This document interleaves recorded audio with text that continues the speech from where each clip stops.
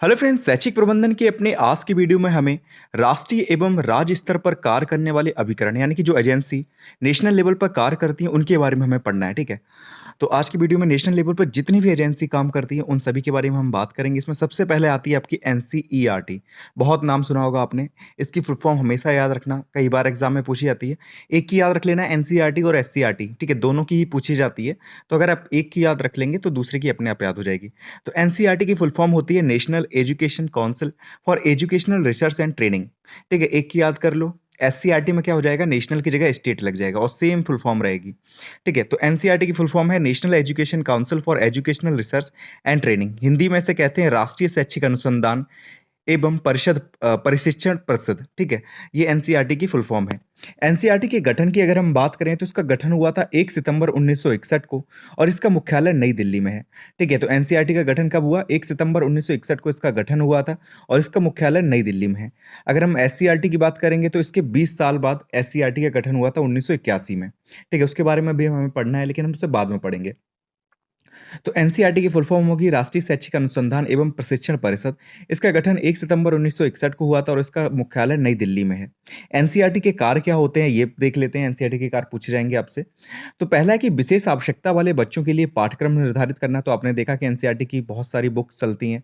ठीक है, NCERT books वगैरह निकालता है। तो इसमें विशेष आवश्यकता वाले जो बच्चे होते हैं उनके लिए पाठ्यक्रम निर्धारित करने का काम होता है एनसीईआरटी का। फिर है कि कक्षा 1 से लेकर 12 के लिए पाठ्यक्रम निर्धारित करना तथा पाठ्य पुस्तकों का प्रकाशन करना, ये भी एनसीईआरटी का कार्य है क्योंकि एनसीईआरटी की बहुत सारी बुक्स चलती हैं। तो क्लास 1 से लेकर 12 तक जो भी पाठ्यक्रम रहता है, सिलेबस रहता है, उसे निर्धारित करने का काम एनसीईआरटी का होता है और पाठ्य पुस्तकों का प्रकाशन करने का कार्य भी किसका होता है? एनसीईआरटी का होता है। तीसरा है कि अध्यापक शिक्षा हेतु प्रशिक्षण सामग्री तैयार करना। ठीक है, टीचर की ट्रेनिंग के लिए जो प्रशिक्षण सामग्री होती है उसे तैयार करने का कार्य किसका होता है? एनसीईआरटी का होता है। ठीक है। चौथा काम है कि महिलाओं की शिक्षा व जागरूकता के लिए योजनाएँ बनाना। ठीक है, जो भी महिलाएँ हैं उनके लिए क्या करते हैं, उनकी शिक्षा के लिए जो भी चीज़ें की जा सकती हैं, उन्हें जागरूक बनाने के लिए जो भी योजनाएँ चलाई जा सकती हैं, वो एनसीईआरटी करता है।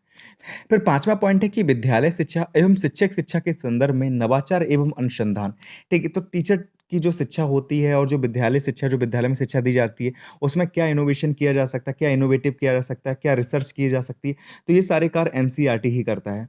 फिर 6 पॉइंट है कि स्कूलों के लिए विज्ञान किट तैयार करना। ठीक है, तो गणित की किट है, विज्ञान की किट है, ये तैयार करने का कार्य किसका होता है? तो एनसीईआरटी का होता है। ऊपर टीएलएम वगैरह जो होता है या जो किट वगैरह होती हैं, विज्ञान की किट, विज्ञान में बहुत सारी चीज़ें ज़रूरी होती हैं, तो उसका भी निर्माण कौन करते हैं? एनसीईआरटी करती है। फिर लास्ट पॉइंट है कि स्वास्थ्य पर्यावरण की शिक्षा देना। ठीक है, तो स्वास्थ्य से संबंधित, पर्यावरण से संबंधित जो भी शिक्षा देने का कार्य होता है, वो भी एनसीईआरटी करती है। ठीक है, बुक्स वगैरह का प्रकाशन ये करती है, तो उसी में बुक्स वगैरह भी चलाती है। तो ये सारे कार्य जो हैं वो एनसीईआरटी के हैं। एनसीईआरटी के जो कार्य हैं इन्हें याद कर लेना। गठन इसका 1 सितंबर 1961 को हुआ था। मुख्यालय इसका नई दिल्ली में है। ठीक है, फुल फॉर्म इसकी याद रखना और ये कार्य हैं एनसीईआरटी के कि महिलाओं की शिक्षा एवं जागरूकता के लिए ये योजनाएँ बनाती है। विद्यालय शिक्षा एवं शिक्षक शिक्षा के संदर्भ में नवाचार और अनुसंधान ये करती है। स्कूलों के लिए विज्ञान और गणित की किट ये तैयार करती है। स्वास्थ्य पर्यावरण की शिक्षा देने का कार्य इसका होता है। ठीक है। और कई सारे कार्य हैं जो एनसीईआरटी करती है, ठीक है? 1 से लेकर 12 तक के जो बच्चे हैं उनके लिए सॉरी, जो पाठ्यक्रम है उसे निर्धारित करती है, उनकी पुस्तकों का प्रकाशन करती है। तो ये सारे कार्य एनसीईआरटी के हो जाएँगे। अब हमें जो सेकंड एजेंसी पढ़नी है वो है हमारी एनसीटीई, जिसे हम लोग कहते हैं national council for teacher education. ठीक है, फुल फॉर्म सभी की याद रखना, 1 नंबर में ये पूछी जाती हैं। तो एनसीटीई की फुल फॉर्म होती है national council for teacher education. Hindi में से कहते हैं राष्ट्रीय शिक्षक शिक्षा परिषद। ठीक है, राष्ट्रीय शिक्षक शिक्षा परिषद। अब इसका देख लेते हैं। तो एनसीटीई की स्थापना 17 अगस्त 1995 को हुई। इसका मुख्य मुख्यालय नई दिल्ली में है, जबकि क्षेत्रीय मुख्यालय 4 जगह पर है। ठीक है, अगर एनसीटीई की बात करें, national council for teacher education की बात करें, तो इसकी स्थापना 17 अगस्त 1995 को हुई थी। इसका जो मुख्य मुख्यालय है, ठीक है, जो हेडक्वार्टर है वो नई दिल्ली में है। जबकि अगर हम क्षेत्रीय मुख्यालय की बात करें तो वो 4 जगह पर है। पहला भोपाल में है, दूसरा भुवनेश्वर में है, तीसरा बैंगलोर में है और चौथा आपका जयपुर में है। ठीक है, जो क्षेत्रीय मुख्यालय हैं वो 4 जगह पे हैं, भोपाल, भुवनेश्वर, बैंगलोर और जयपुर। अब एनसीटीई के कार्य देख लेते हैं। देखिए, एनसीटी जो भी कार्य करता है, वो टीचर की नॉलेज को बढ़ाने के लिए करता है, ठीक है? उनके लिए ट्रेनिंग प्रोग्राम्स लाने का जो कार्य होता है, वो भी एनसीटी ही करता है। मतलब जितने भी कार्य करेगा, वो टीचर से रिलेटेड करेगा, स्टूडेंट से रिलेटेड नहीं करता। टीचर से रिलेटेड जितने भी कार्य होते हैं, वो एनसीटी ही करता है। तो देखिए, पहला कार्य है कि सभी प्रकार की शिक्षा संस्थाओं के लिए पाठ्यक्रम निर्धारित करना तथा समय-समय पर नया पाठ्यक्रम शुरू करना, ठीक है? जो टीचर्स होते हैं, ठीक है? उनके लिए पाठ्यक्रम निर्धारित करने का कार्य, उनकी शिक्षा संस्थाओं के लिए जो भी चीज़ें होती हैं, ठीक है? समय-समय पर नया पाठ्यक्रम लाना, ये सारे एनसीटीई के कार्य हैं। दूसरा है कि किसी भी नई शिक्षक संस्था को मान्यता देने से पूर्व उसका निरीक्षण करना। अगर मान लिया कोई नई शिक्षक संस्था आ रही है, तो उसे मान्यता देने का कार्य किसका होता है? एनसीटीई ही का होता है। लेकिन उससे पहले वो क्या करती है? उसका निरीक्षण करती है, देखती है। फिर तीसरा है कि टीचर एजुकेशन के संबंध में केंद्र सरकार द्वारा लिए गए निर्णयों को क्रियान्वित करना। ठीक है? कि टीचर एजुकेशन के संबंध में केंद्र सरकार द्वारा जो भी निर्णय लिए जाते हैं, जो भी डिसीज़न लिए जाते हैं, तो उन्हें क्रियान्वित करने का कार्य भी किसका होता है? एनसीटीई का होता है। ठीक है? तो ये जितने भी कार्य करेगा, वो टीचर से संबंधित करेगा। पहला कि जितने भी शिक्षक संस्थाएँ हैं, उनके लिए पाठ्यक्रम निर्धारित करना, समय-समय पर पाठ्यक्रम शुरू करना, ये कार्य किसका है? एनसीटीई का है। दूसरा है कि अगर कोई नई शिक्षक संस्था आती है, तो उसे मान्यता देने से पूर्व उसका निरीक्षण करने का कार्य किसका होता है? एनसीटीई का होता है। फिर तीसरा है कि टीचर एजुकेशन के संबंध में केंद्र सरकार जो भी निर्णय लेती है, जो भी डिसीज़न लेती है, तो उसे क्रियान्वित करने का कार्य किसका होता है? एनसीटीई का होता है। ठीक है? एनसीटीई की स्थापना कहाँ हुई थी? तो 17 अगस्त 1995 को इसकी स्थापना हुई थी। इसका मुख्यालय जो है, हेडक्वार्टर है, वो नई दिल्ली में है और इसके 4 क्षेत्रीय मुख्यालय हैं। कहाँ-कहाँ पर? तो भोपाल में, भुवनेश्वर में, बैंगलोर में और जयपुर में। ठीक है? और इसकी फुल फॉर्म क्या है? तो national council for teacher education. अब हमारी जो तीसरी राष्ट्रीय संस्था है, ठीक है? राष्ट्रीय एजेंसी है, वो है national university of educational planning and administration, ठीक है? इसे हम लोग न्यूपा कहते हैं, ये चीज़ याद रखना, ये इम्पोर्टेंट है, ठीक है? फुल फॉर्म इसकी कई बार पूछी जाती है, तो न्यूपा की फुल फॉर्म है national university for educational planning and administration. Hindi में से कहते हैं राष्ट्रीय शैक्षिक योजना एवं प्रशासन विश्वविद्यालय, ठीक है? राष्ट्रीय शैक्षिक योजना एवं प्रशासन विश्वविद्यालय, ये इसकी फुल फॉर्म है। अब देख लेते हैं न्यूपा के बारे में। केंद्रीय मानव संसाधन विकास मंत्रालय द्वारा स्थापित भारत ही नहीं, दक्षिण एशिया का यह प्रमुख संगठन है। ठीक है? ये भारत का ही नहीं है, दक्षिण एशिया का ये सबसे प्रमुख संगठन है। ठीक है? कि और इसे किसने स्थापित किया था? तो केंद्रीय मानव विकास मंत्रालय द्वारा इसे स्थापित किया गया था। जो शैक्षिक योजना एवं प्रबंधन के क्षेत्र में क्षमता विकास एवं शोध कार्य में संलग्न है।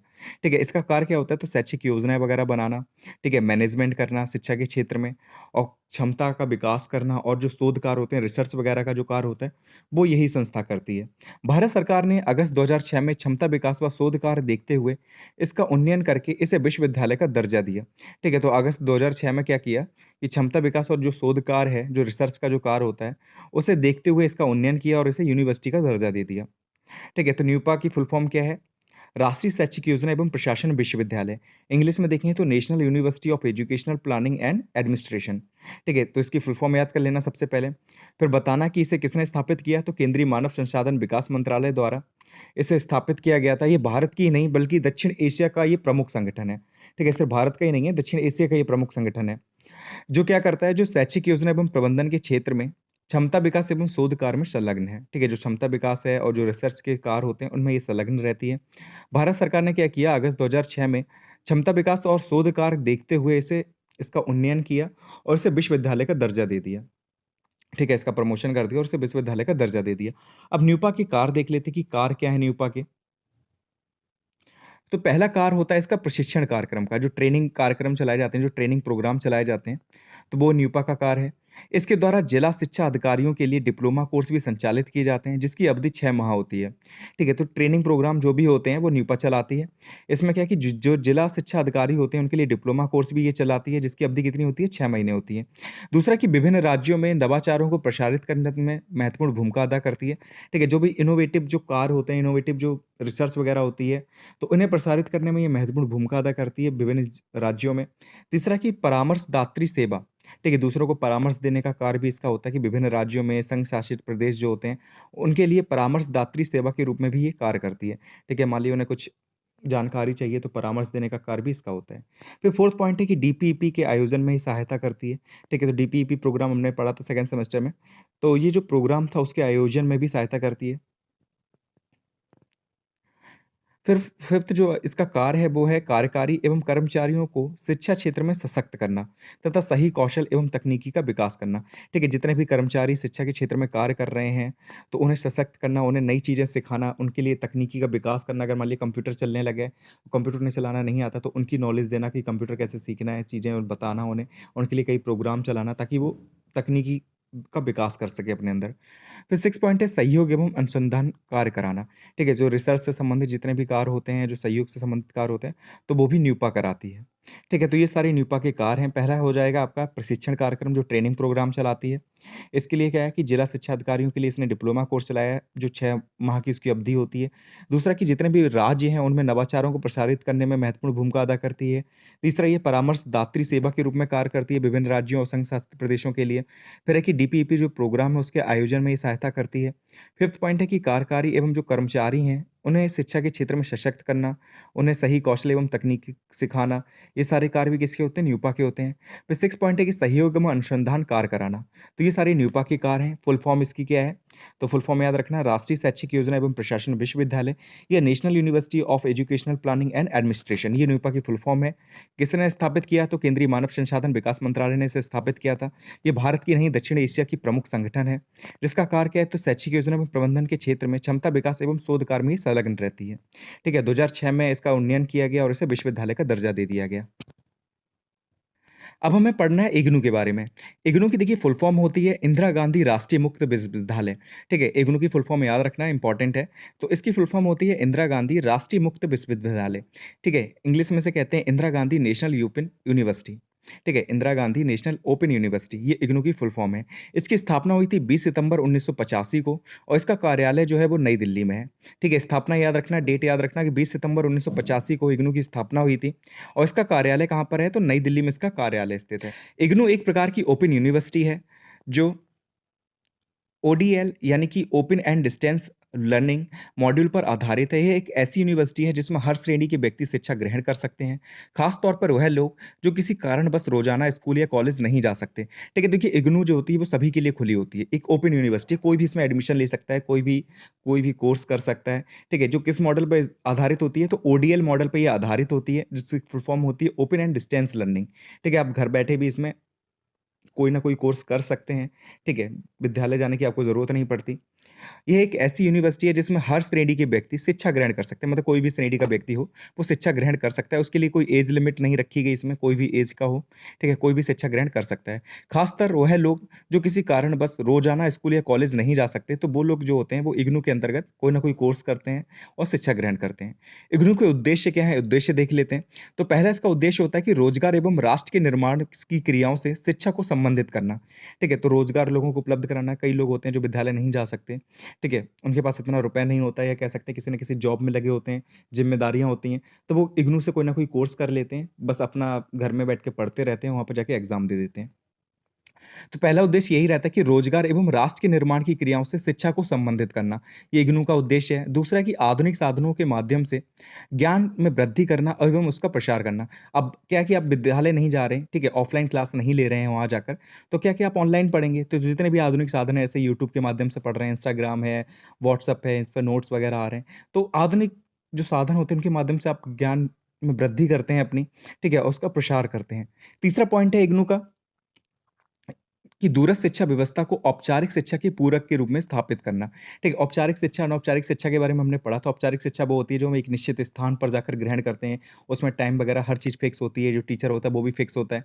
लेकिन अनौपचारिक शिक्षा वो होती है जो हम कहीं भी शिक्षा ग्रहण कर लेते हैं, जैसे घर में हमें जो शिक्षा मिल जाती है अपने बड़ों से, वो अनौपचारिक शिक्षा होती है। तो ये औपचारिक शिक्षा के पूरक के रूप में इसे स्थापित किया गया है।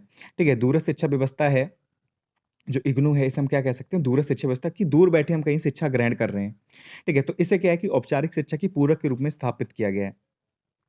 फिर फोर्थ पॉइंट है कि भारत की विशाल जनसंख्या को आधुनिक संप्रेषण तकनीकी के प्रयोग द्वारा उच्च शिक्षा के अवसर देना। ठीक है, तो आपको पता है कि भारत की जनसंख्या बहुत ज़्यादा है, तो उसे क्या करना है? इग्नू को क्यों स्थापित किया गया है? ताकि जो आधुनिक संप्रेषण तकनीकी है, उसका प्रयोग करने के बाद उसे उच्च शिक्षा के अवसर देना, जो भारत की जनसंख्या है। फिर कि शिक्षा को हर विद्यार्थी तक पहुँचाना है, ये उद्देश्य है इग्नू का, इसलिए इग्नू जो है वो स्थापित किया गया है। तो ये सारे कार्य हैं इग्नू के, ये उद्देश्य हैं इग्नू के। ठीक है? कि क्या है कि रोजगार एवं राष्ट्र के निर्माण की जो क्रियाएँ हैं, उन्हें शिक्षा से संबंधित करना, ये कार्य है। दूसरा है कि आधुनिक साधनों के माध्यम से ज्ञान में वृद्धि करना। फिर तीसरा है कि दूरस्थ शिक्षा व्यवस्था को औपचारिक शिक्षा के पूरक के रूप में स्थापित करना। फिर है कि भारत की जो विशाल जनसंख्या है, उसे आधुनिक संप्रेषण तकनीकी के प्रयोग द्वारा उच्च शिक्षा के अवसर देना, ये इग्नू का उद्देश्य है। और लास्ट है कि शिक्षा को हर विद्यार्थी तक पहुँचाना। ये सारे क्या हैं? इग्नू के उद्देश्य हैं।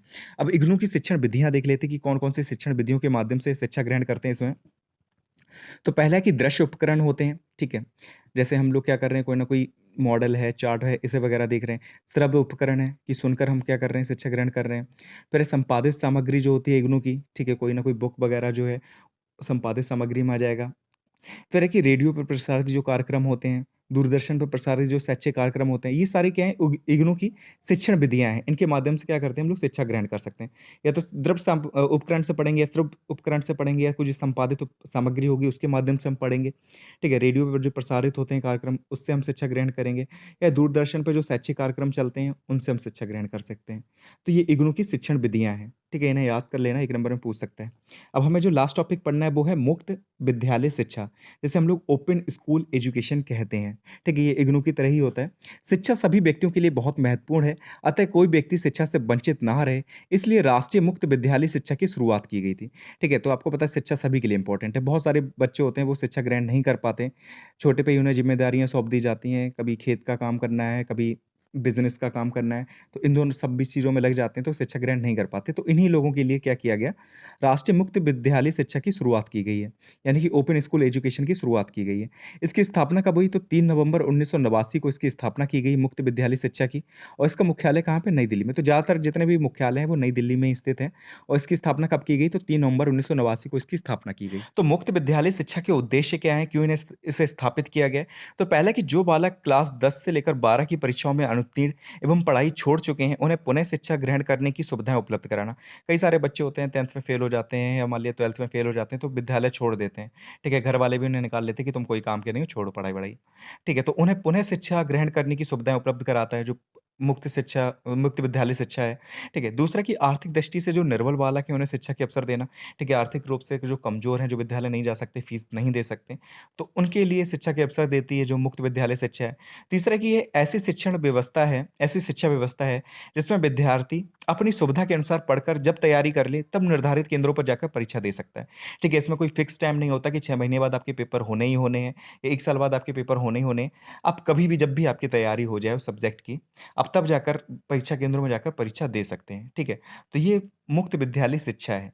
ठीक है, इसके उद्देश्य हमने देख लिए कि जो भी बच्चे फेल हो जाते हैं, उन्हें पुनः शिक्षा से जोड़ने के लिए इसकी स्थापना की गई। दूसरे जो आर्थिक दृष्टि से कमज़ोर बालक हैं, उन्हें शिक्षा के अवसर देती है ये। और तीसरा कि ये ऐसी शिक्षा व्यवस्था है कि विद्यार्थी अपने अनुसार जब भी वो तैयारी कर लेता है अपने सब्जेक्ट की, ठीक है, तब केंद्रों में जाकर जो निश्चित केंद्र बनाए गए हैं, वहाँ पर जाकर परीक्षा दे सकता है।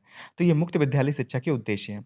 तो आज के वीडियो में हमने एनसीईआरटी, न्यूपा, एनसीटीई, ठीक है, मुक्त विद्यालय शिक्षा, इग्नू, इनके बारे में पढ़ लिया। ये सारी क्या थी? नेशनल एजेंसी थी, राष्ट्रीय एजेंसी थी। अब हमने नेक्स्ट वीडियो में हम लोग राज्य स्तर पर जो भी एजेंसी कार्य करती है, उनके बारे में पढ़ेंगे, जिसमें हमें सबसे पहले एससीईआरटी के बारे में पढ़ना है।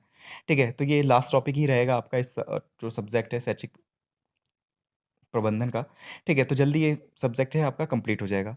तो मिलते हैं फिर नेक्स्ट वीडियो में। Thank you so much for watching this video.